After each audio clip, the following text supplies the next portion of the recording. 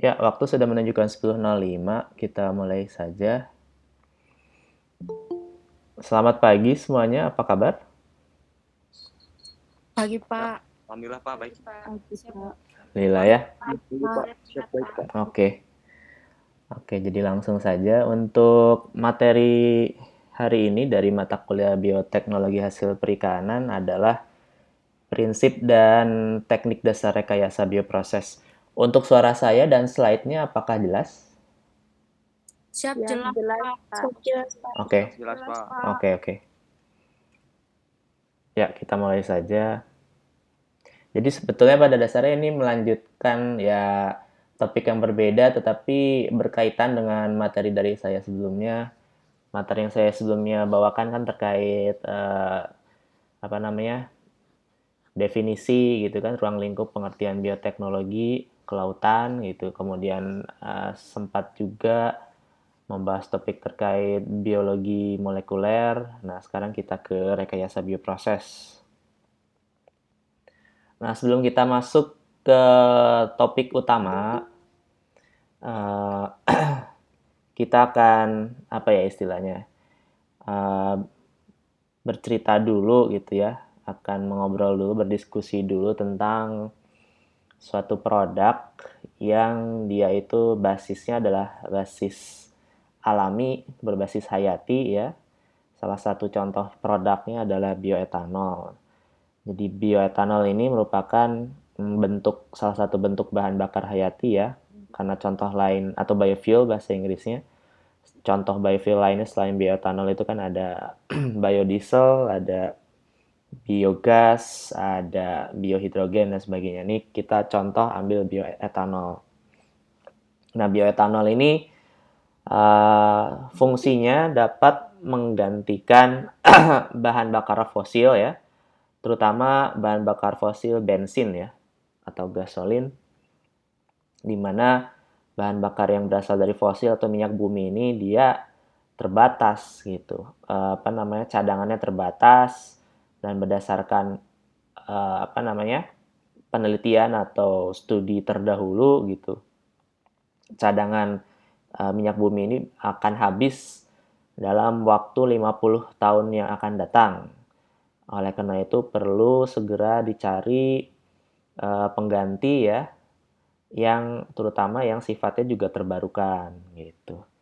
Nah, kenapa bioetanol ini sifatnya terbarukan? Karena dia dibuat dari bahan-bahan alam, di mana bahan-bahan alam ini contohnya ada tanaman, tumbuhan, mikroorganisme, rumput laut dan sebagainya, di mana makhluk hidup ini dapat dihasilkan, diperbanyak ya dengan mudah, dengan cepat dibandingkan kalau kita mau menghasilkan minyak bumi atau bahan bakar fosil yang membutuhkan waktu berjuta-juta tahun ya.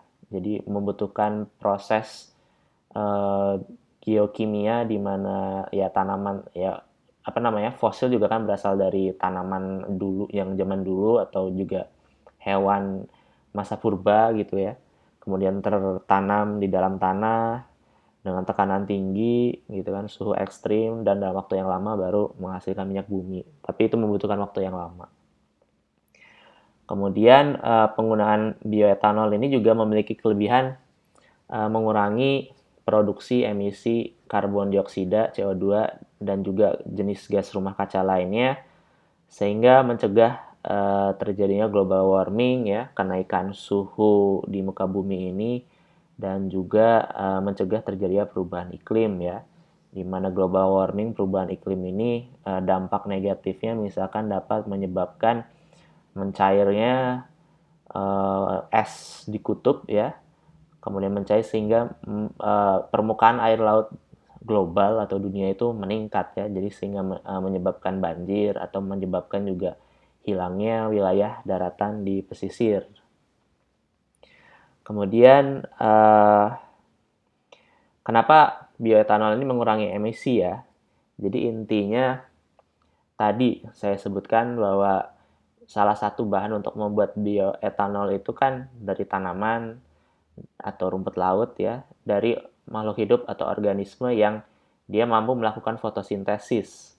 Nah, fotosintesis itu sendiri kan membutuhkan karbon dioksida. Nah, jadi di sini melalui fotosintesis karbon dioksidanya itu diserap oleh tanaman, oleh rumput laut atau organisme fotosintesis lainnya.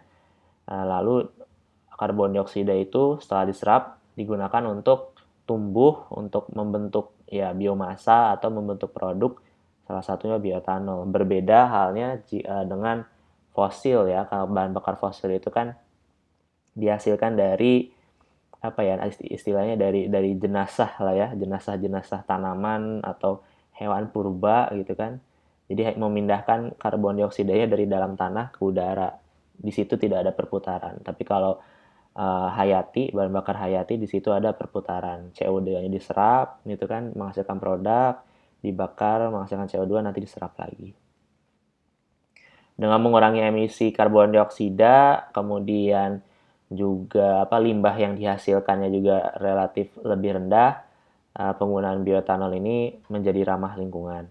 Selain itu, kelebihannya juga penggunaan bahan bakar hayati adalah mandiri energi. Jadi kalau mungkin kalian tahu, untuk bahan bakar fosil ya, minyak bumi itu kan cadangannya hanya terdapat di area-area tertentu ya di bumi. Misalkan yang banyak cadangan minyaknya kan misalkan ada di daerah Arab, Timur Tengah, Indonesia juga lumayan, lalu di Amerika gitu kan. Tapi ada juga area-area yang dia tidak memiliki cadangan minyak, sehingga jika dia mau membutuhkan energi harus impor dan sebagainya. Sedangkan untuk bahan bakar yang basisnya hayati ini bisa dibuat di mana saja gitu kan, karena tanaman gitu kan, makhluk hidup itu ada di mana saja. Jadi setiap negara, siapapun gitu, kita gitu, dimanapun kita berada, dapat menghasilkan bahan bakar hayati menggunakan makhluk hidup atau organisme yang ada di masing-masing area tersebut gitu. Sampai sini apakah ada pertanyaan? Siapa izin bertanya, Pak? Oke. Siapa? Itu kan ramah lingkungannya, Pak. Bioetanol ini. Kalau misalnya itu dipakai buat bensin kendaraan itu kan, Pak, itu kan suka mencemari lingkungan kan, Pak, dari polusinya. Nah, itu kalau misalnya bioetanol dipakai kendaraan bisa mencemari lingkungan nggak, Pak, dari polusinya, Pak? Oke. Jadi kelebihan bioetanol itu dalam proses pembakaran nanti di dalam kendaraan ya, mobil dan sebagainya, dia pembakarannya relatif lebih bersih karena kalau di bahan bakar fosil ya, dia ada selain kandungan minyak untuk bahan bakar juga ada kandungan pengotor, istilahnya pengotor lainnya, dan yang itu yang membuat pembakarannya tidak sempurna dan menyebabkan polusi gitu. Sedangkan kalau bioetanol atau bahan bakar hayati lainnya, dia akan menghasilkan pembakaran yang lebih bersih. Dia tetap akan menghasilkan emisi ya, karbon dioksida iya, tapi untuk pengotor-pengotor lainnya bisa diminimalisir. Lalu balik lagi tadi, CO2-nya nanti bisa, walaupun dia tetap dihasilkan, tapi bisa digunakan lagi gitu kan, oleh tanaman atau organisme fotosintetik selanjutnya untuk menghasilkan bioetanol berikutnya gitu. Jadi dia kenapa disebutnya ramah lingkungan dari sisi itunya gitu. Dari sisi bersihnya ya, bebas, relatif bersih dari pengotor, kemudian dari sisi dapat menggunakan kembali emisi karbon dioksidanya. Begitu jawabannya, Zaki, kurang lebih. Ya, Pak. Dari yang lain? Berarti kalau misalnya bahannya dari rumput lautnya itu bagus juga ya, Pak ya? Bahannya dari rumput laut. Iya, pada teorinya, pada prinsipnya iya.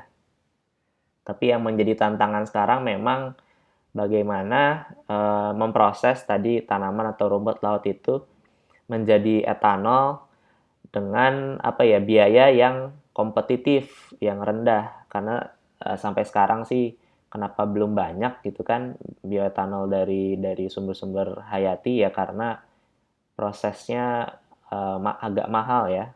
Sedangkan kalau untuk yang biaya untuk minyak bumi, dia kenapa murah? Karena secara teknologi dia sudah berumur lama ya, pengembangannya sudah mungkin 1 abad.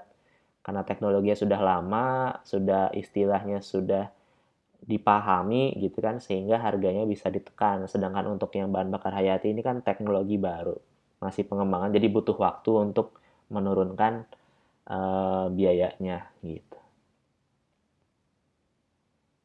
Siap, baik Pak, terima kasih. Dari yang lain? Tidak ada?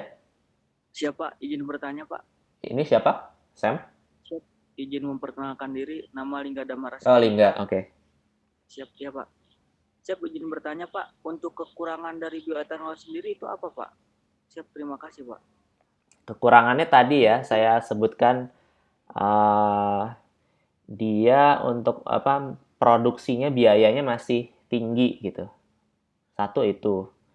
Kemudian dua, mungkin ini kan disebutkan bioetanol dapat menggantikan bensin gitu.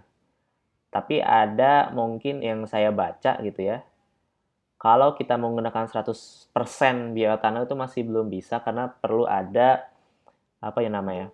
bukan perbaikan ya, penyesuaian di mesinnya gitu. Kan mesin-mesin sekarang kan menggunakan bahan bakar bensin, jadi mesin-mesin tersebut kan memang sudah disesuaikan untuk menggunakan bensin sebagai bahan bakar gitu. Tapi kalau kita mau menggunakan bioetanol gitu, 100% harus ada penyesuaian dan di situ nanti ada biaya. Jadi untuk kedepannya kebanyakan gitu kan kebijakan-kebijakan itu dalam penggunaan bioetanol itu masih digabung dengan bensin misalkan 80-20, kalau nggak salah kan di Indonesia itu 80-20, 80-nya masih fosil, 20-nya dari hayati gitu etanol. Jadi kembali lagi menjawab pertanyaan dari Lingga, tadi dari cost-nya ya, segi cost untuk produksi bioetanol itu masih tinggi, perlu pengembangan lebih lanjut, perlu waktu untuk menekan biaya, lalu perlu juga dicari teknologi lain gitu untuk ya tadi meningkatkan produksi, meningkatkan jumlahnya, menekan biayanya, dan juga terkait biaya untuk penyesuaian teknologi penggunaan bahan bakarnya. Kurang lebih yang bisa sampaikan dua itu, Lingga. Siap, baik Pak. Terima kasih. Ya. Saya lanjut ya. Nah, ini terkait salah satu contoh proses produksi ya, bioetanol. Tadi saya sebutkan bioetanol itu bisa dibuat dari makhluk hidup, dari mikroorganisme, bisa juga dari makhluk hidup yang mampu berfotosintesis. Jadi dari tanaman bisa. Nah, ini khusus dari rumput laut karena kita bicaranya kelautan gitu kan, dari rumput laut. Nah, di sini pertama bahannya adalah rumput laut. Rumput laut ini kan sudah biasa digunakan di industri, misalkan di industri agar. Nah, di industri agar ini nanti kan biasanya juga menghasilkan limbah-limbah rumput laut yang tidak digunakan, mungkin karena kualitasnya yang tidak sesuai dan sebagainya. Nah, dari limbah rumput laut ini kita dapat gunakan untuk memproduksi bioetanol. Jadi intinya produksi bioetanol ini melalui dua proses utama, yaitu hidrolisis dan fermentasi. Nah, hidrolisis ini berfungsi untuk memecah, jadi yang namanya rumput laut atau tumbuhan ya, tanaman dan kawan-kawannya, dia itu kan komponen utamanya adalah selulosa ya. Selulosa itu golongan karbohidrat, tapi dia itu sulit untuk dipecah. Nah, hidrolisis ini berfungsi untuk memecah struktur selulosa tadi yang rumit menjadi struktur gula yang sederhana, yaitu glukosa. Jadi intinya itu dari selulosa menjadi glukosa. Kemudian diproses fermentasi, glukosa tadi diubah menjadi etanol ya. Etanol itu kan alkohol sebetulnya ya. Alkohol karbon ya, rantai karbon 2 gitu. Fermentasi ini menggunakan mikroorganisme dalam kondisi yang tidak ada oksigen ya, anaerobik. Jadi intinya dua itu. Kemudian selanjutnya, nah kita sekarang masuk ke bagian hidrolisisnya ya. Jadi hidrolisis dari selulosa menjadi glukosa itu ada berbagai cara. Ada misalkan menggunakan suhu panas, bisa menggunakan senyawa-senyawa kimia, misalkan senyawa asam HCl, senyawa basa NaOH ya. Tetapi menggunakan suhu atau senyawa-senyawa tersebut itu biasanya membutuhkan biaya tinggi ya. Suhu itu kan biayanya berarti untuk pemanasan ya. Itu kan butuh energi, butuh biaya. Kemudian kalau senyawa-senyawa kimia selain mesti beli ya, dia juga namanya juga senyawa kimia, takutnya memberikan dampak negatif pada lingkungan gitu kan, karena namanya juga senyawa kimia. Nah, kemudian ada alternatif lain menggunakan enzim. Enzim ini basisnya adalah hayati dan dia lebih ramah lingkungan.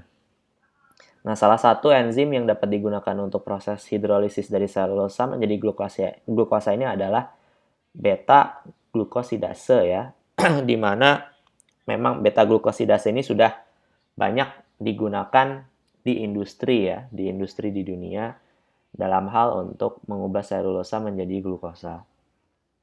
Dan bisa kalian lihat juga di sini bahwa enzim beta glukosidase ini juga harganya tidak main-main. Harga jualnya, harga pembeliannya 13 juta rupiah per gram ya. Per gram itu kan 1-3 sendok teh. Jadi cukup tinggi, kompetitif gitu kan. Nah, sekarang kita fokus ke enzim glukosidasenya. Nah, berikut ada lagi suatu diagram alir, skema produksi enzim beta glukosidase dari penelitian ya. Jadi ini ada suatu rancangan industri bagaimana cara memproduksi enzim tadi. Enzimnya ditunjukkan di sini ya di akhir untuk skala industri.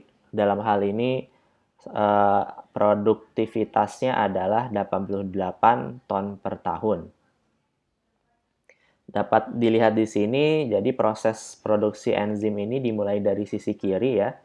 Jadi bahan bakunya ada medium, ada udara, lalu ada mikroorganisme atau organisme yang terkait gitu.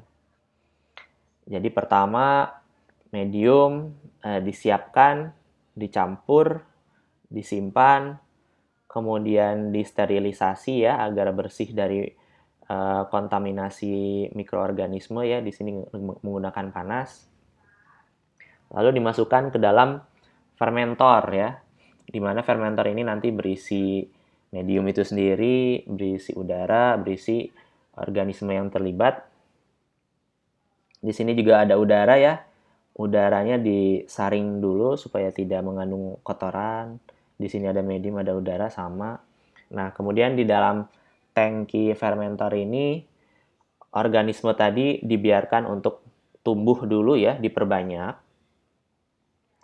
Lalu setelah banyak dipindahkan ke dalam fermentor atau bioreaktor utama. Nanti kita bicara bioreaktor lebih lanjut di slide-slide berikutnya.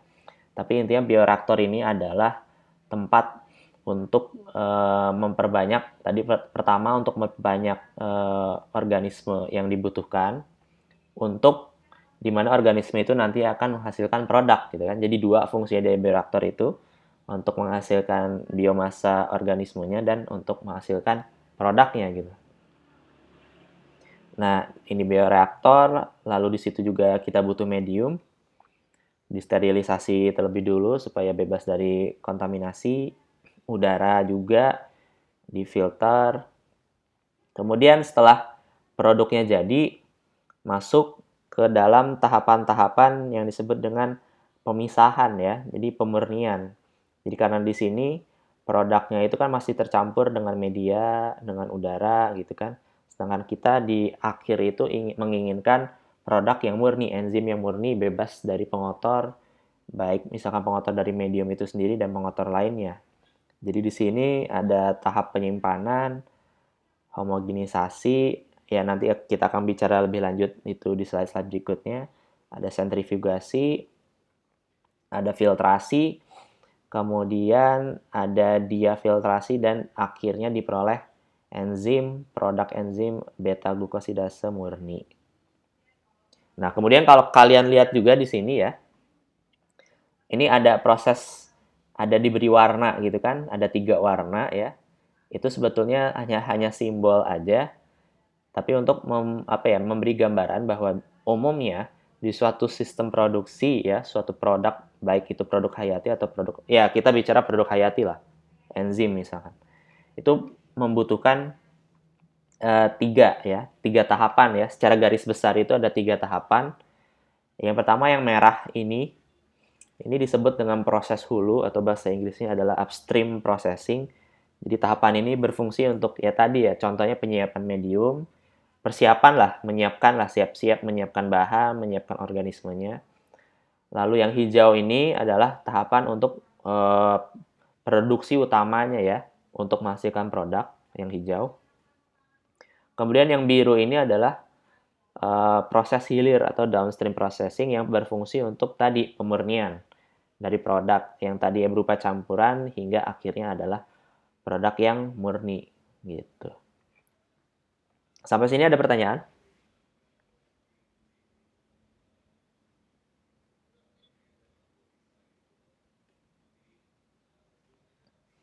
Siapa?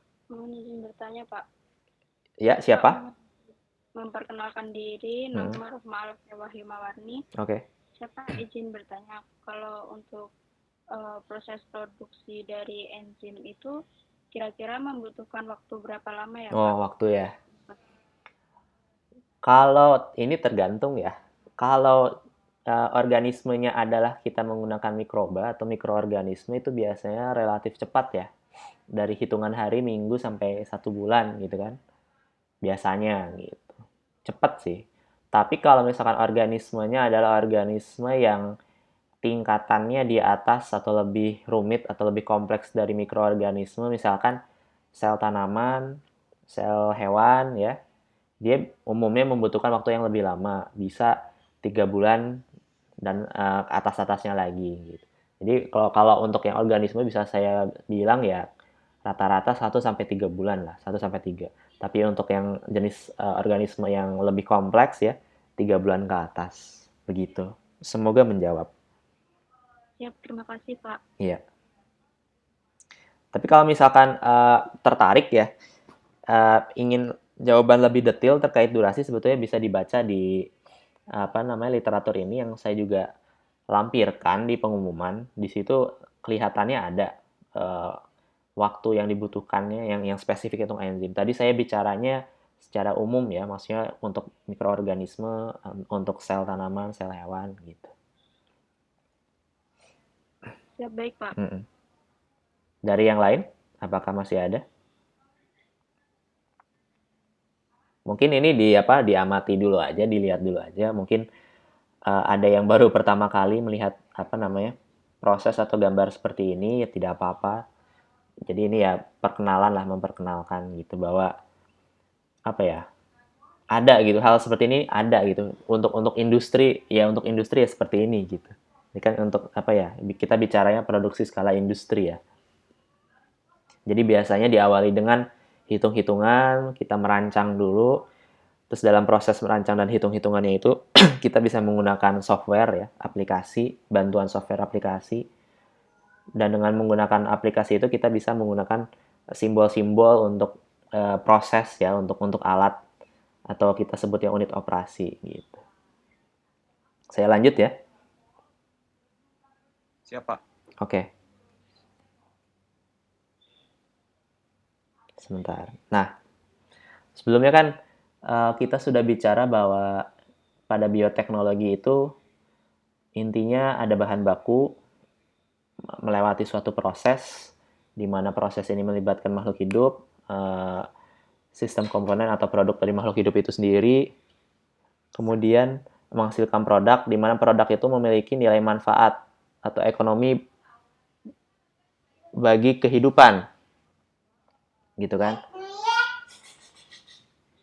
Nah, kemudian tadi kita bicara ada proses hulu, proses produksi, proses hilir. Nah, itu sebetulnya adalah penjabaran dari proses ya. Jadi bioteknologi itu kan bahan baku, proses, dan produk. Nah, proses itu kalau dijabarkan lagi, ada proses hulu, produksi, dan hilir gitu. Nah, pembahasan terkait 3 proses ini, proses hulu, produksi, hilir ini, merupakan bagian dari kajian rekayasa bioproses atau bioprocess engineering gitu. Di sini ada pertanyaan?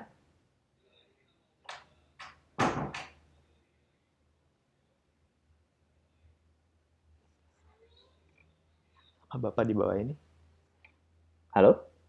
Mohon maaf, ada anak saya lewat sebentar ya. Sampai sini ada pertanyaan? Siap, cukup. Cukup Siap, ya? cukup, Pak. Oke, saya lanjut, maaf. Jadi tadi intinya di slide sebelumnya kita bicara bahwa ruang lingkup rekayasa bioproses itu adalah membahas tadi ya dari proses hulu, proses produksi, kemudian proses hilir. Intinya itu kita bicara di situ. Nah, kemudian tadi di awal slide kan kita bicara tentang contoh produk, bahwa produk itu membutuhkan prosesnya ada 3, dan itu kajian rekayasa bioproses. Nah, sekarang kita baru masuk ke inti materinya ya, yaitu bioproses ya. Jadi definisi dari bioproses ini sebetulnya ada macam-macam, tapi di sini saya mengambil 2. Jadi yang satu adalah bioproses merupakan pengaplikasian ilmu biologi atau hayati dalam proses industri. Jadi kata kuncinya itu ya, hayati dan industri. Kemudian yang kedua adalah pengaplikasi. Ada kata kunci yang berikutnya adalah pengaplikasian. Kemudian tadi yang kedua ya, pengaplikasian mikroorganisme atau sel makhluk hidup lainnya untuk menghasilkan suatu produk gitu. Jadi kata kuncinya adalah aplikasi hayati atau makhluk hidup untuk industri. Nah, kemudian fokus dari bioproses tadi sebetulnya sudah saya sebutkan ya. Saya bahas sedikit. Jadi pertama adalah untuk proses perbanyakan ya makhluk hidup dalam jumlah yang besar. Jadi kita memelihara, menumbuhkan katakan mikroorganisme atau sel hewan atau sel tanaman dari yang tadi ya misalkan 1 menjadi 10, 100 dan banyak lah, pokoknya banyak. Dan kalau kita sudah mendapat mikroorganisme atau sel-sel tersebut dalam jumlah banyak, kita bisa fokus untuk menghasilkan produk gitu kan. Jadi si organisme itu nanti akan menghasilkan produk. Jadi fokusnya 2, perbanyakan organismenya, kemudian kedua adalah produksinya. Nah, bioproses ini sebetulnya juga merupakan multidisiplin ya. Jadi dia tidak bisa berdiri sendiri, butuh kerjasama dengan bidang-bidang lainnya, misalkan biokimia, mikrobiologi, bidang rekayasa, dan juga teknologi industri. Dan sebetulnya masih banyak lagi gitu. Ini hanya contoh. Kemudian bioproses ini juga merupakan bidang yang saat ini sudah banyak digunakan atau diaplikasikan di dunia industri, misalkan untuk industri makanan, industri kimia, dan industri farmasi sebagai contoh. Nah, kemudian berikut adalah contoh dari produk-produk bioproses ya. Di sini ada contoh, ada 1, 2, 3, ada 5 ya. Ada 5 golongan produk atau sektor, ada zat kimia, ada obat-obatan, ada energi, ada makanan, dan ada pertanian peternakan. Kemudian contoh zat kimia di sini ada etanol, aseton butanol, asam organik, ada enzim, ada parfum, ada polimer. Untuk obat-obatan ada antibiotik, ada enzim, ada antibodi, ada vaksin. Untuk energi ada etanol yang sebelumnya sudah kita bahas, bioetanol ya. Kemudian ada biometan. Kemudian untuk makanan contohnya ya produk sehari-hari lah, keju, yogurt, roti ya, tape ya, dan sebagainya. Kemudian untuk yang pertanian peternakan ada pakan hewan, pakan ternak, ada ini pengolahan limbah, kemudian ada vaksin juga untuk hewan ternak. Kemudian di sisi sebelah kanan ada keterangan, ada bulk, ada fine, non-steril. Untuk bulk ini artinya jadi senyawa tersebut biasanya diproduksi dalam jumlah besar, namun harga jualnya relatif rendah. Bulk. Kalau yang fine itu, dia biasanya produksinya relatif rendah, tapi nilai jualnya tinggi gitu, kayak enzim, parfum, polimer, dia itu jumlahnya sedikit tapi nilai jualnya tinggi. Kemudian kalau untuk yang non steril ini artinya ya dia untuk kondisi produksinya tidak butuh steril ya. Contoh yang butuh steril itu misalkan untuk obat-obatan, dia itu butuh kondisi steril. Tapi untuk misalkan etanol ya untuk pakan ya dia butuh steril juga, tapi tidak tinggi gitu. Kesterilannya itu tidak tinggi. Sampai slide ini apakah ada pertanyaan?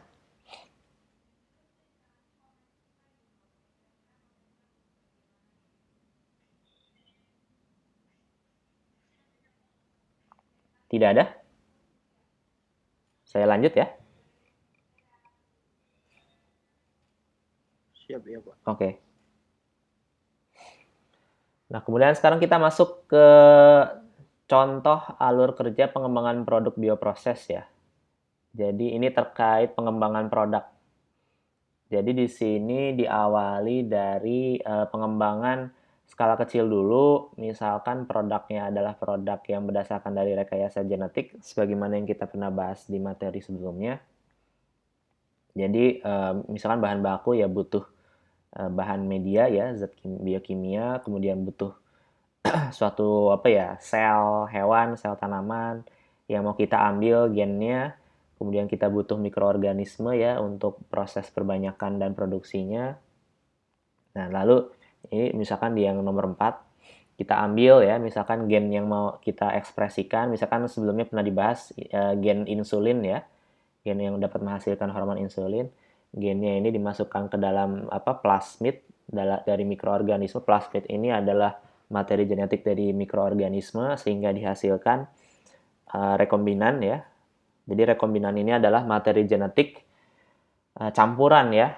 Rekombinan itu artinya campuran, jadi campuran antara mikroorganisme dengan tadi gen dari hewan yang kita mau ekspresikan, kita produksi.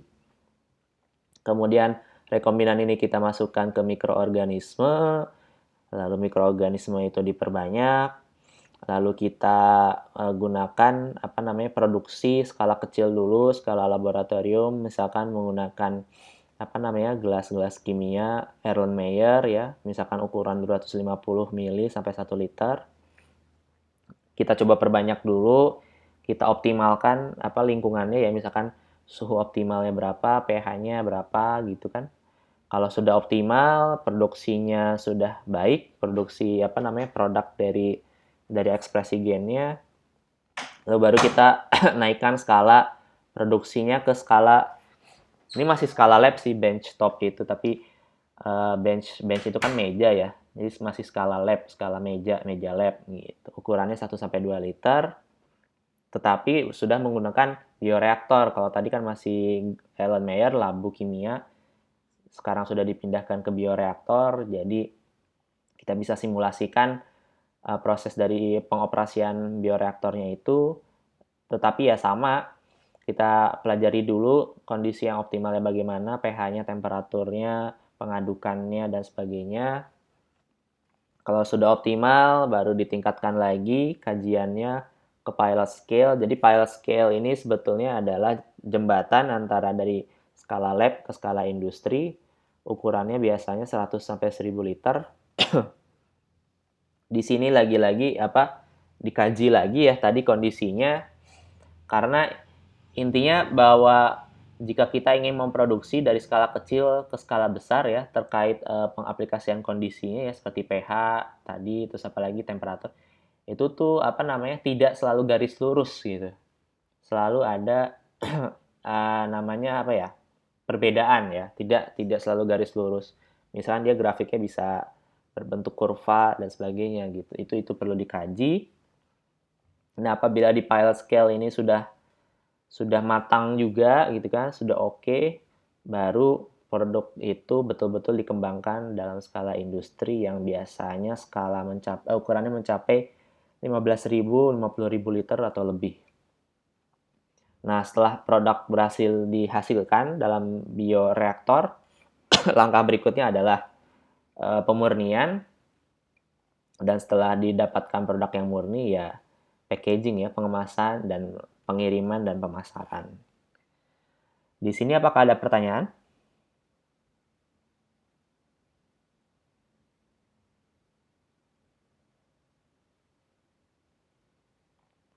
Tidak ada? Apakah ada? Belum ya, lanjut ya.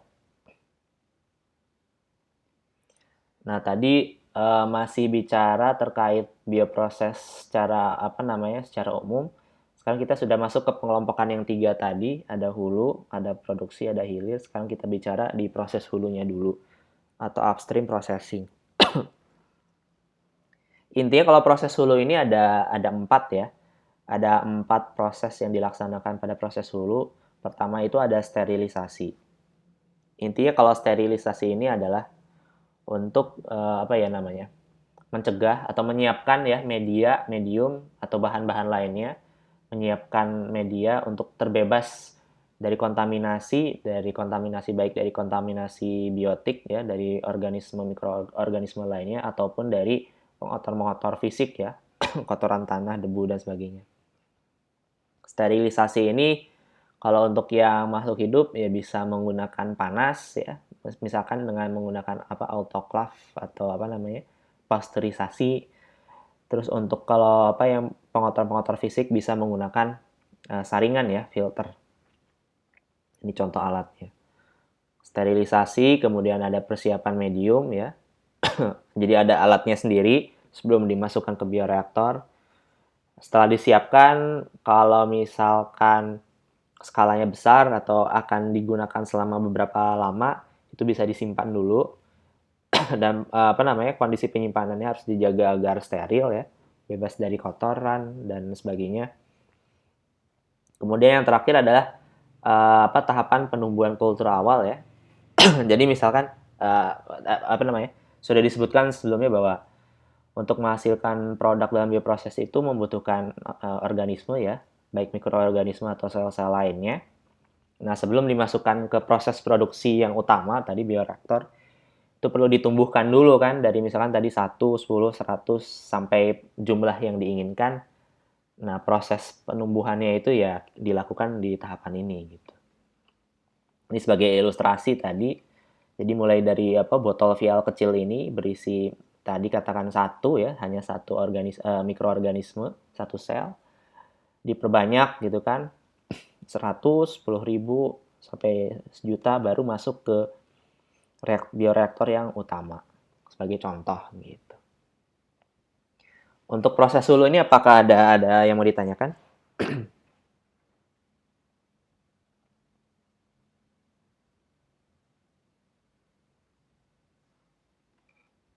Dilanjut saja ya. Nah, sekarang kita masuk ke proses yang kedua, yaitu proses utama produksi di mana kita menggunakan alat atau unit operasi yang namanya bioreaktor gitu.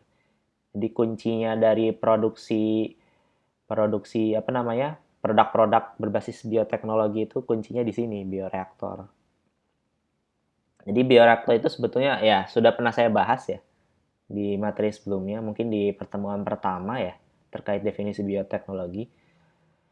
Jadi bioreaktor itu adalah wadah untuk tadi memelihara, untuk memperbanyak, menumbuhkan sel-sel atau biomasa organisme, baik mikroorganisme ataupun jenis-jenis sel lainnya ya. Dan kata kuncinya di sini adalah dalam lingkungan yang terkontrol ya. Kenapa terkontrol? Karena untuk menghasilkan produknya yang optimal, yang hasilnya, perolehannya tinggi, kemudian juga dengan terkontrol, jadi kita dapat menghasilkan produk sesuai standar gitu. Karena standar itu kan dia identik dengan kontrol ya, jadi tidak asal-asalan. Jadi kuncinya wadah terkontrol untuk menghasilkan produk. Intinya bioreaktor itu. Maaf. Nah, untuk fungsinya tadi ya untuk menyediakan lingkungan yang optimum ya. Misalkan apa tadi lingkungan tuh, ada pH, ada temperatur, ada pengadukan, ada aerasi dan sebagainya, pencampuran dan sebagainya. Jadi fungsinya adalah tadi kembali kata kuncinya adalah memberikan kontrol, kemudian menghasilkan lingkungan yang optimum. Kemudian ada beberapa faktor yang perlu kita perhatikan dalam mengoperasikan bioreaktor ini ya. Misalkan ada konsentrasi biomasa. Konsentrasi biomasa ini tadi hubungannya dengan jumlah ya, jumlah sel. Kita menginginkan biasanya konsentrasi yang tinggi ya. Kemudian kondisi yang steril supaya di sini kan steril. Biasanya yang tidak steril itu berarti ada kontaminasi dari mikroorganisme lainnya. Jika terjadi kontaminasi akan menyebabkan resiko jadi konsentrasi biomasanya jadi rendah kan karena ada kompetisi. rebutan nutrisi, dan sebagainya. Jika konsentrasi biomasa utamanya rendah, maka produknya juga akan turun. Kemudian agitasi. Jadi seringkali di dalam suatu bioreaktor itu kan isinya cairan ya, dimana di cairan itu medium ya, merupakan nutrisi-nutrisi untuk tumbuhnya organisme, mikro, dan sel-sel lainnya. Nah, agitasi ini kan pengadukan, dimana pengadukan ini berfungsi untuk mendorong penyerapan nutrisi tadi, mendorong penyerapan nutrisi yang baik dari medium ke dalam sel. Itu gunanya pengadukan atau agitasi. Kemudian heat removal ya, untuk pengeluaran panas. Jadi biasanya bioreaksi mikroorganisme ini banyak yang menghasilkan panas. Kalau menghasilkan panas kan temperaturnya akan meningkat. Nah, kalau temperatur yang meningkat itu bisa menyebabkan produksinya terganggu. Jadi harus dibuang panasnya menggunakan pendingin atau apapun itu. Jadi intinya kan terkontrol tadi ya, biasanya kan ada untuk pertumbuhan organisme itu butuh suhu optimum. Biasanya misalnya suhu optimumnya antara 25 sampai 37 gitu. Itu harus dijaga. Kalau misalkan ada suhu dari reaksi atau suhu dari lingkungan di atas itu, ya itu harus dibuang panasnya. Kemudian berikutnya adalah shear condition, ini adalah gesekan. Gesekan ini muncul akibat tadi agitasi ya, pengadukan. Jadi pengadukan itu penting ya tadi untuk penyerapan nutrisi yang baik bagi organisme. Tapi kalau pengadukannya itu berlebihan, itu hati-hati juga karena dapat merusak dari sel itu sendiri. Jadi itu hal yang harus diperhatikan. Kemudian ada suplai nutrisi ya.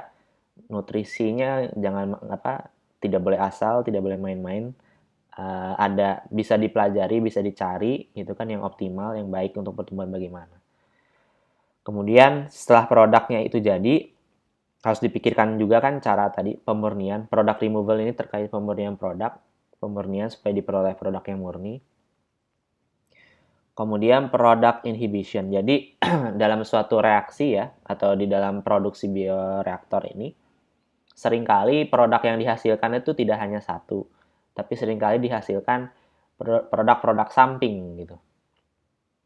Misalkan tadi ada mikroorganisme, produk utamanya enzim, lalu produk sampingnya adalah misalkan asam laktat misalkan. Nah, asam laktat ini kalau jumlahnya berlebihan dapat mengganggu pertumbuhan maupun juga produksi enzim dari mikroorganisme. Nah, produk-produk samping ini harus dikontrol, harus dibuang gitu, supaya tidak menghambat produk utama kita.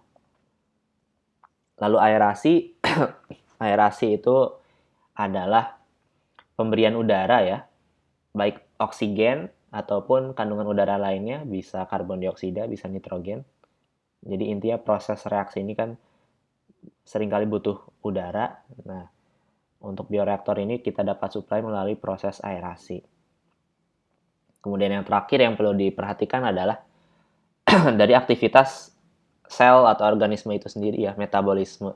Jadi ini proses internal di dalam sel, mikroorganisme maupun sel tanaman atau sel lainnya. Untuk di slide ini apakah ada yang mau ditanyakan terkait proses produksi atau bioreaktor? Ini di sebelah kiri ini ada contoh ya, bioreaktor ukurannya ya besar ini ya, di skala industri ya. Lalu di sini ada peralatan untuk tadi sensor, untuk sensor misalkan untuk mengetahui suhu, untuk mengetahui kecepatan aduk dan sebagainya, dan bisa dikontrol juga dari sini gitu.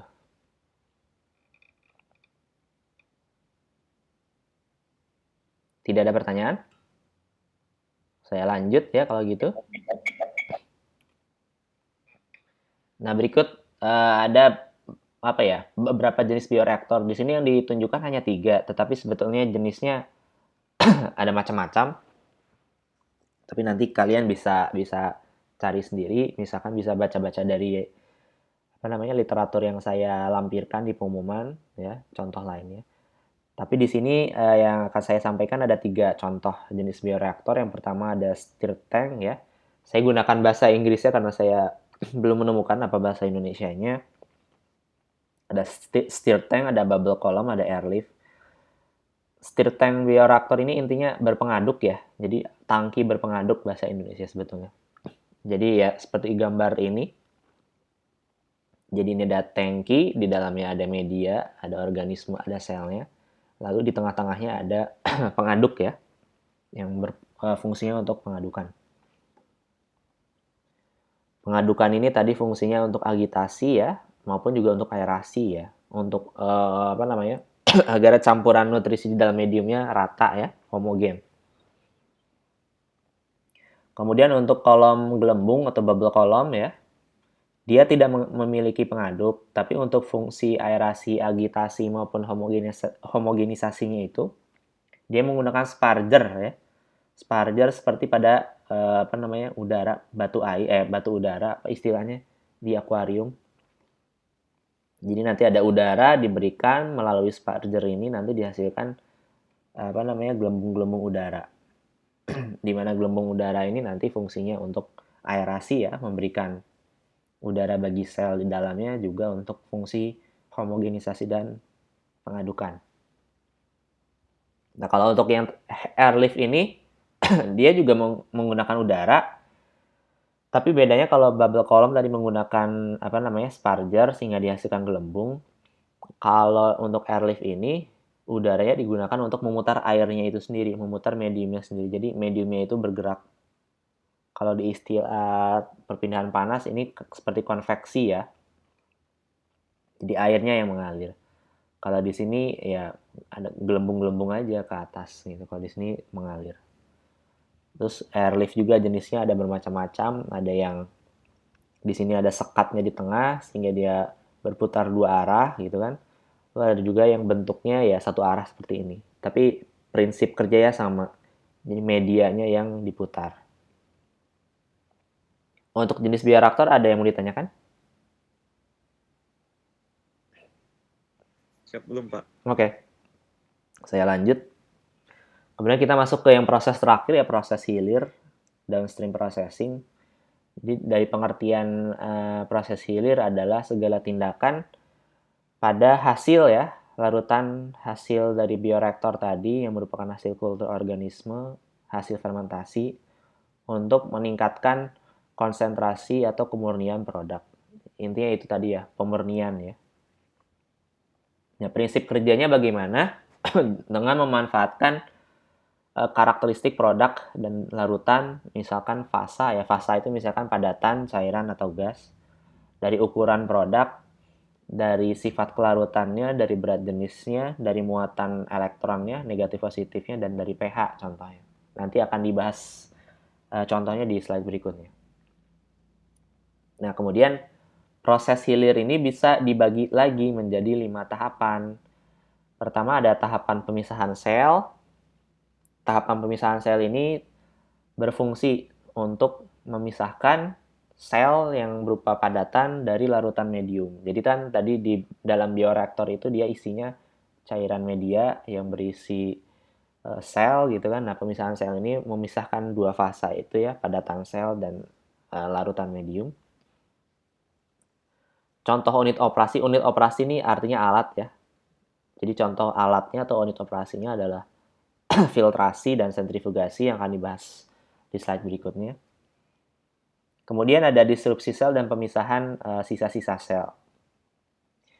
Disrupsi sel ini intinya adalah selnya itu dihancurkan karena produknya ada di dalam sel gitu. Untuk memperoleh produknya ya selnya harus dihancurkan dulu.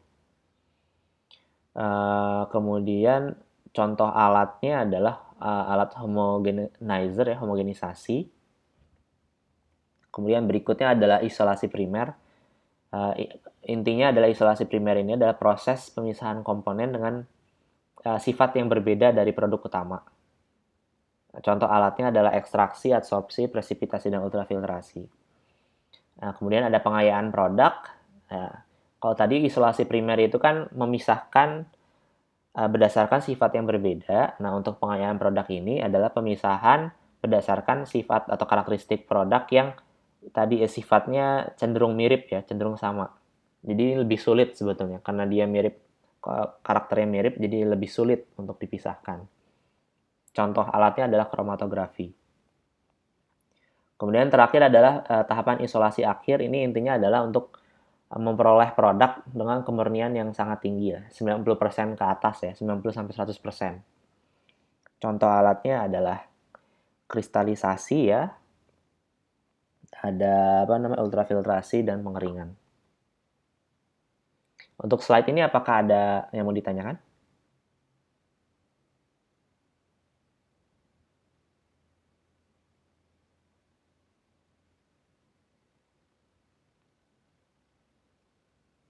Saya lanjut dulu ya. Ya, Pak. Oke. Nah, tadi kan skema tahapan tertulisnya. Nah, ini contoh diagramnya ya, tapi ini secara umum. Jadi misalkan tadi kita berangkat dari bioreaktor atau fermentor, sama aja istilahnya. Nah, ada 3 opsi ya. Tergantung apakah produknya itu berada di dalam sel atau sel itu sendiri atau produknya berada di luar sel.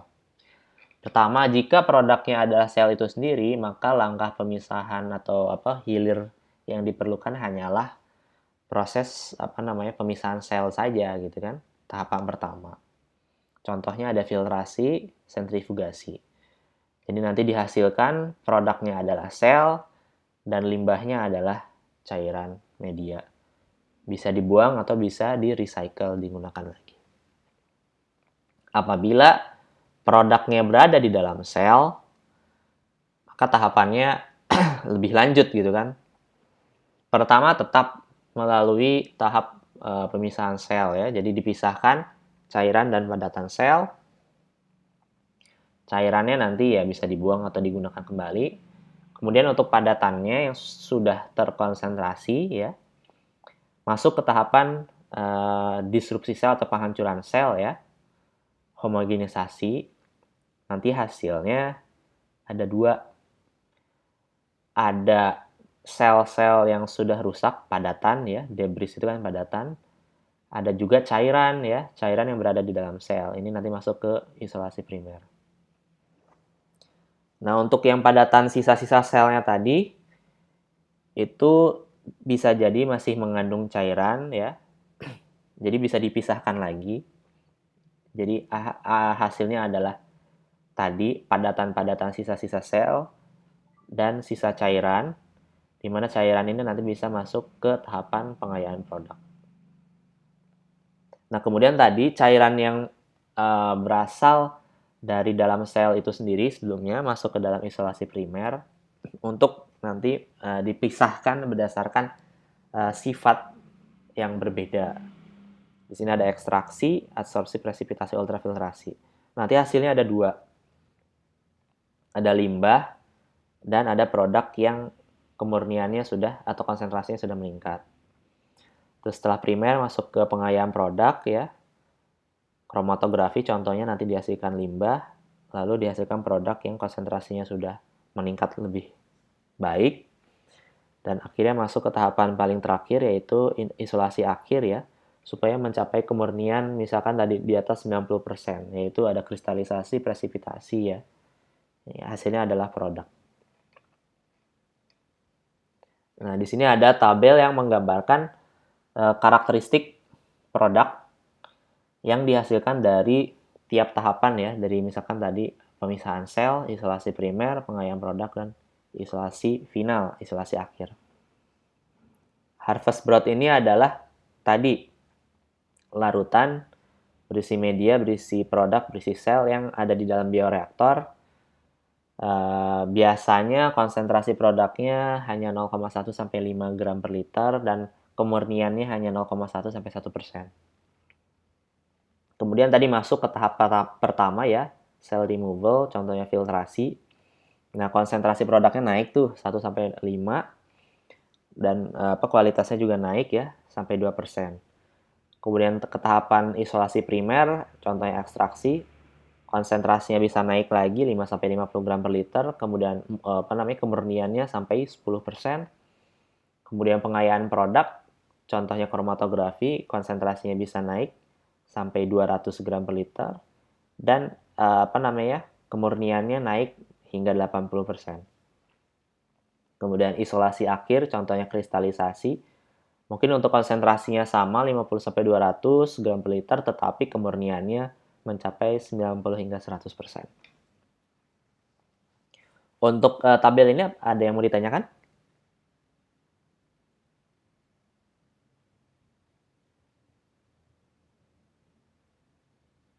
Tidak ada? Belum, Pak. Oke.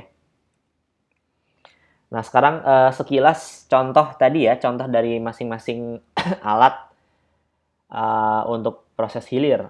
Di sini ada filtrasi, ada sentrifugasi. Nah, untuk filtrasi ini sebetulnya prinsip kerjanya dia kan tujuannya memisahkan padatan dan cairan. Biasanya campuran tadi, larutan tadi dilalui suatu saringan ya, filter media. Dan untuk mengalirkannya itu dibutuhkan tekanan ya. Jadi nanti yang ukuran padatannya lebih kecil daripada ukuran pori-pori saringannya ya bisa lolos. Tapi kalau yang lebih besar dari pori-pori ya dia akan tertahan. Jadi ya terpisah ya padatan dan cairannya. Prinsipnya itu. Jadi memisahkan padatan dan cairan menggunakan membran, menggunakan saringan dan menggunakan tekanan. Kata kuncinya itu. Ini contoh alatnya di industri. Kemudian untuk sentrifugasi, prinsip kerjanya ialah pemisahan berdasarkan perbedaan berat ya, berat jenis. Jadi ini misalkan ada campuran larutan, dimasukkan ke alat, nanti alat ini berputar sangat kencang, sehingga menyebabkan menghasilkan gaya yang lebih besar dari gaya gravitasi. Jadi kalau kalian menggunakan sentrifugasi, biasanya satuan-satuan yang digunakan adalah RPM. RPM itu kan seberapa banyak putaran dalam 1 menit ya. Dan juga ada istilah G ya, 1G, 2G, lambang G itu kan melambangkan besaran gaya gravitasi ya. Besarnya kan 9,8 meter per detik kuadrat. Nah, dengan alat sentrifugasi ini kita dapat menghasilkan besaran gaya yang lebih besar dari 1G, misalkan 5, 10G. Nah, di sini apabila dengan gaya yang besar tadi ya, partikel-partikel atau produk-produk yang berat massa jenisnya lebih besar, lebih berat, dia akan mengendap di ujung dari alat centrifuge ini. Mengendap. Sedangkan kalau yang ukuran berat massa jenisnya rendah, ya dia akan mengendap di lapisan paling atas atau ya dia tidak akan mengendap gitu. Jadi intinya yang paling paling cepat mengendap biasanya adalah yang berat massa jenisnya tinggi gitu. Intinya begitu. Jadi tadi centrifuge itu kata kuncinya adalah perbedaan massa jenis lalu menggunakan gaya yang lebih besar dari gravitasi. Ini adalah contoh alat untuk skala industrinya. Nah, untuk homogenisasi tadi prinsip kerjanya adalah untuk memecah sel. Metodenya ada 2, menggunakan metode mekanik ya dan non mekanik. Mekanik itu berarti ada proses fisik ya, gesekan. Misalkan dengan digerus, diagitasi atau menggunakan tekanan atau menggunakan gelombang suara. Atau non mekanik. Non mekanik ini misalkan menggunakan tekanan osmosis ya, kimia, atau menggunakan proses pembukuan, lalu pencairan dalam waktu yang singkat sehingga selnya pecah, lalu menggunakan enzim ya, enzim untuk memecah sel, ini berarti menggunakan biologis, lalu bisa juga menggunakan pelarut atau deterjen secara kimiawi berarti. Jadi mekanik itu menggunakan fisik, kalau non mekanik itu kimia, selain fisik bisa kimia, bisa biologis. Ini adalah contoh alatnya untuk skala industri untuk memecah sel. Jadi tadi kata kuncinya adalah tujuannya untuk memecah sel menggunakan metode mekanik ataupun non mekanik. Kemudian ada ekstraksi. Untuk prinsip kerjanya adalah pemisahan berdasarkan perbedaan kelarutan pada pelarut ya. Misalkan pelarut cair atau organik. Jadi misalkan ada misalkan air dan minyak. Itu kan mereka adalah liquid ya, fluida cair, tapi tidak bisa larut. Jadi intinya kan semua produk itu memiliki karakteristik kelarutan yang berbeda-beda gitu kan. Misalkan gula, dia mudah larut dalam air, tapi nggak tahu kalau di minyak atau di dalam alkohol, dia kelarutannya berbeda. Terus apalagi ya, garam itu kan bisa larut, misalkan zat-zat kimia lain juga memiliki sifat kelarutan gitu kan, dapat larut. Nah, dan tiap-tiap produk, tiap-tiap partikel itu memiliki kelarutan yang berbeda. Nah, ekstraksi ini adalah proses yang memanfaatkan perbedaan kelarutan tersebut gitu. Jadi contohnya ya, misalkan kita mau memperoleh katakan astaxanthin ya, mungkin kalian familiar atau apa ya, antioksidan lah, antioksidan. Antioksidan itu ada yang dia istilahnya lebih larut di pelarut organik dibandingkan air.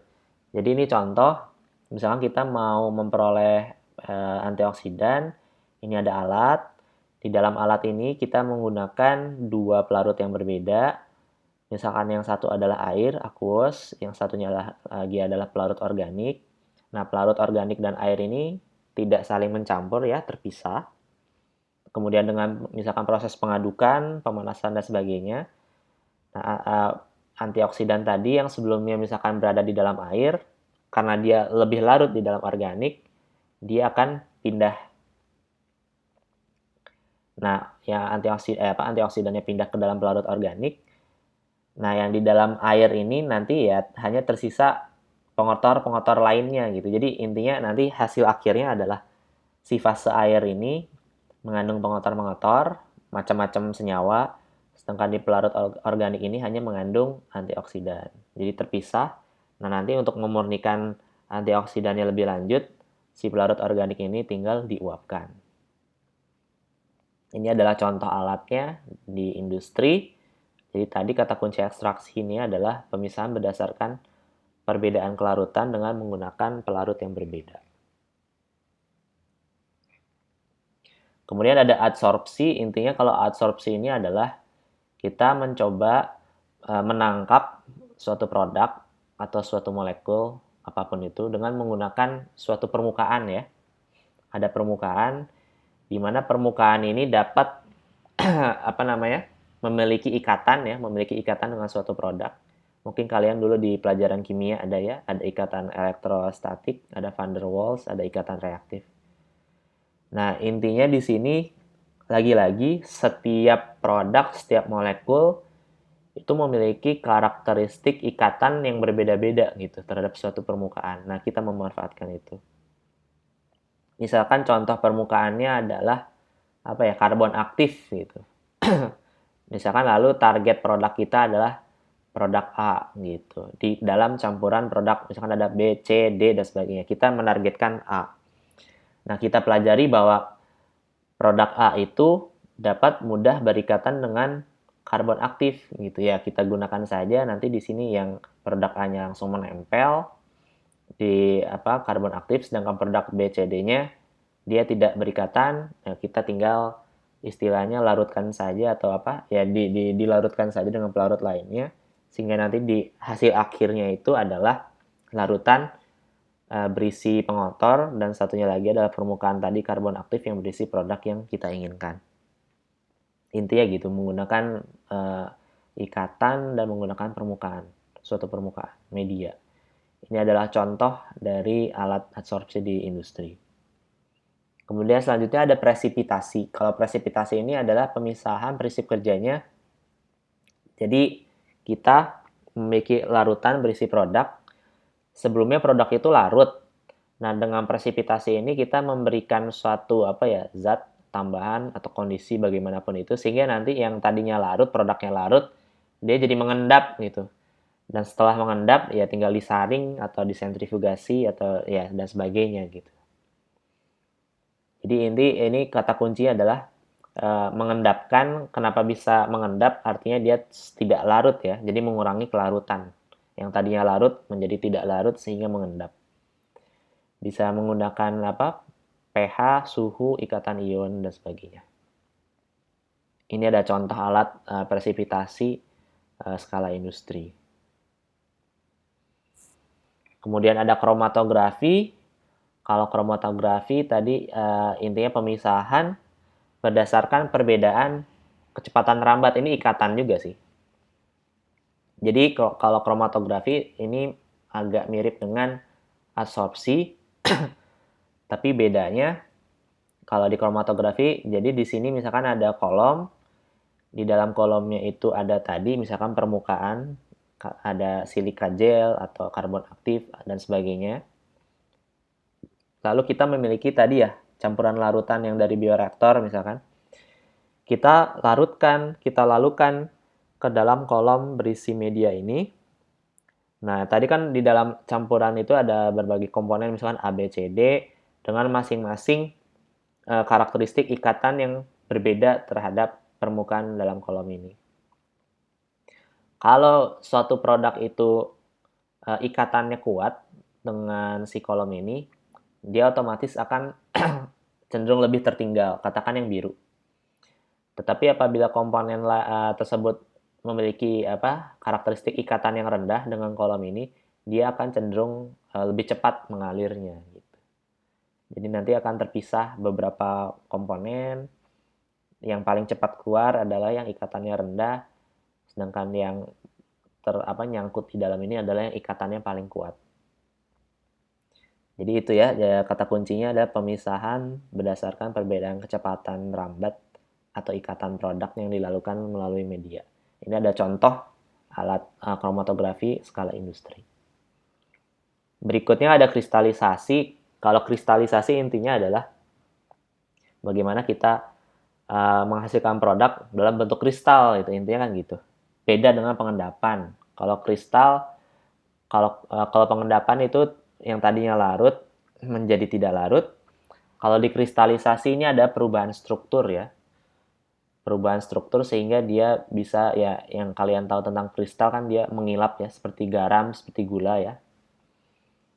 Nah, terus di sini kata kuncinya adalah menggunakan kondisi yang sangat jenuh ya, supersaturasi. Misalkan kondisi yang sangat asin atau yang kondisi yang kan misalkan kelarutan juga ada batasnya ya. Misalkan ada air, kita kasih gula, awal-awalnya larut, tapi kalau lama-lama kita terus-terusan kasih gula, itu kan sudah tidak bisa larut lagi. Nah, itu ada contoh kondisi sangat jenuh atau supersaturasi.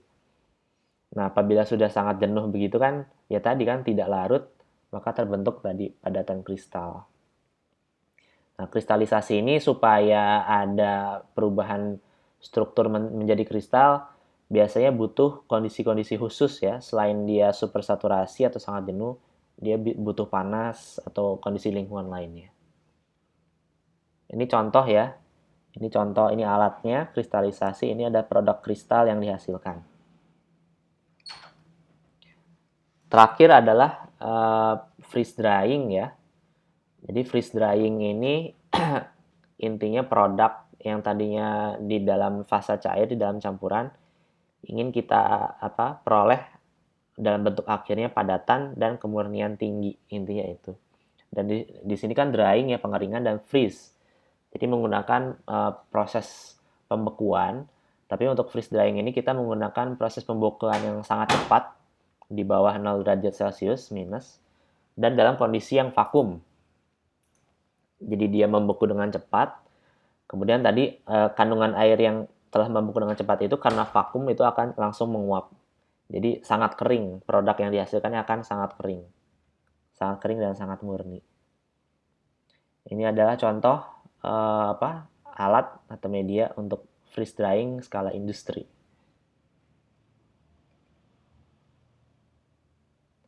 Nah, untuk materi hari ini sudah selesai ya. Tadi intinya kita bicara ada contoh produk.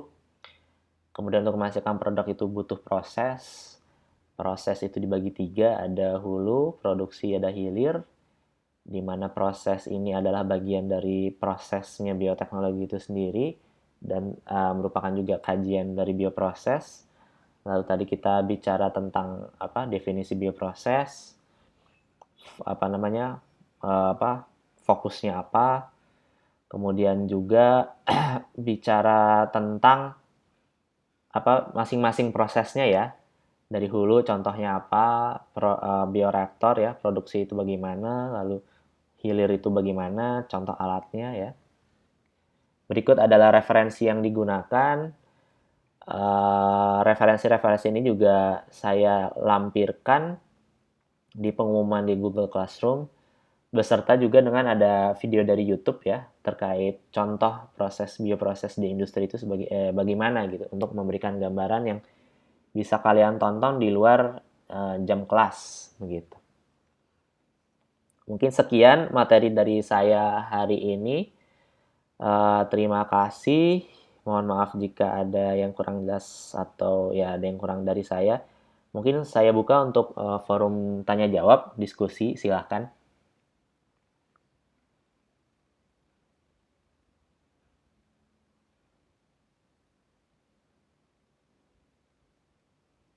Apakah materinya jelas atau rumit atau baru? Silahkan kalau ada yang kurang jelas atau ada yang bingung disampaikan saja. Baik berupa komentar atau pertanyaan, silahkan untuk feedback.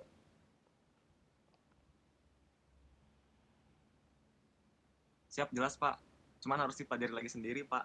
Ya, Mengerti. boleh nanti baca-baca lagi. Yang lain?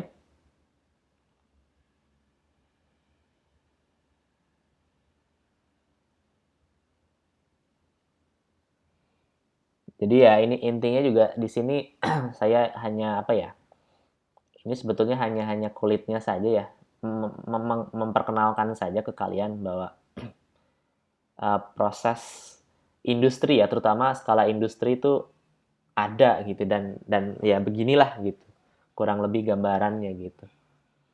Misalkan nanti kalau kalian sudah lulus lalu bekerja di bidang bioteknologi untuk skala industri ya, mudah-mudahan memberi bekal gitu kan, supaya ya cukup mengenali lah gitu.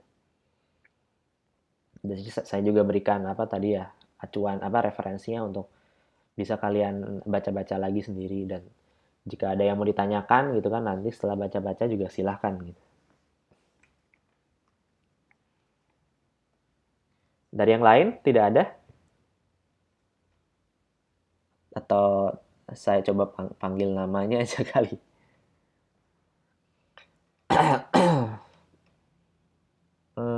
Dari siapa ya? Rosila, halo? Ada Rosila? Siapa? Ada yang mau ditanyakan atau komentar? Siap jelas, Pak. Cukup ya? Siap jelas, Pak. Oke. Yang lain ya. Dimas, ada Dimas?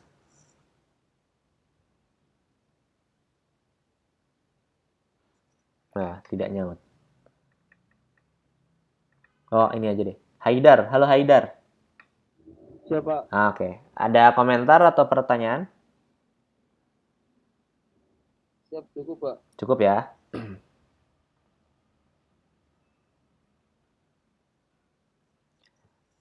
Siapa lagi nih? Nuriza, ada Nuriza?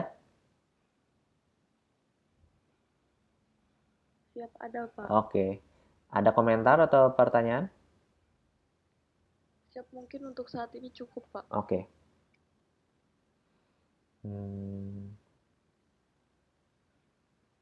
Doni, ada Doni?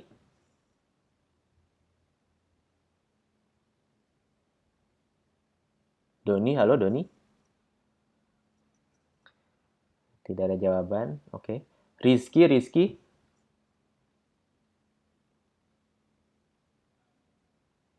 Ini yang cowok-cowoknya pada kemana nih? Di sininya ada, tapi dipanggil nggak nyaut. Siapa lagi yang cowok ya? Rialdi, halo Rialdi, ada?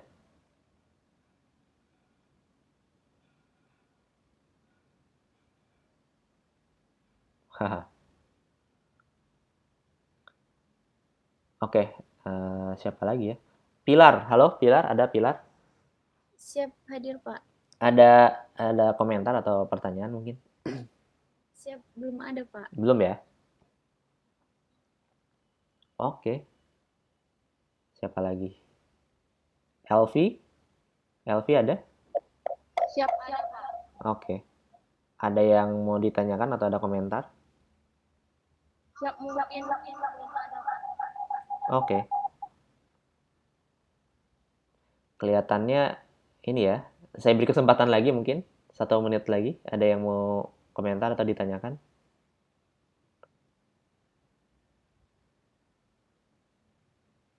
Tidak ada. Kelihatannya tidak. Siap, cukup Pak. Oke. Ya kalau dari saya ya intinya itu saja ya, mudah-mudahan memberikan apa ya? Ya memberikan wawasan, memberikan tambahan ilmu, semoga bermanfaat gitu kan. Mohon maaf jika dalam penjelasannya mungkin terlalu cepat atau kurang jelas, atau ada kata-kata yang dari saya yang kurang jelas, mohon maaf. Tapi nanti silakan di luar kelas jika mau bertanya silakan disampaikan saja. Lalu biasanya tiap pertemuan dari saya kan ada kuis setelah perkuliahan, tapi untuk kuis yang materi nanti menyusul, nanti tunggu aja pengumumannya di Google Classroom ya. Itu aja sih. Ya silakan dipelajari lagi slide-nya, materinya ya untuk persiapan untuk kuis. Begitu ya. Dengan demikian saya tutup. Terima kasih atas perhatiannya. Assalamualaikum warahmatullahi wabarakatuh. Waalaikumsalam warahmatullahi wabarakatuh. Terima kasih Pak. Oke. Iya, makasih. Saya juga izin untuk leave dari Google Meet-nya ya. Sehat-sehat semuanya. Siap, baik Pak. Siap, baik Pak.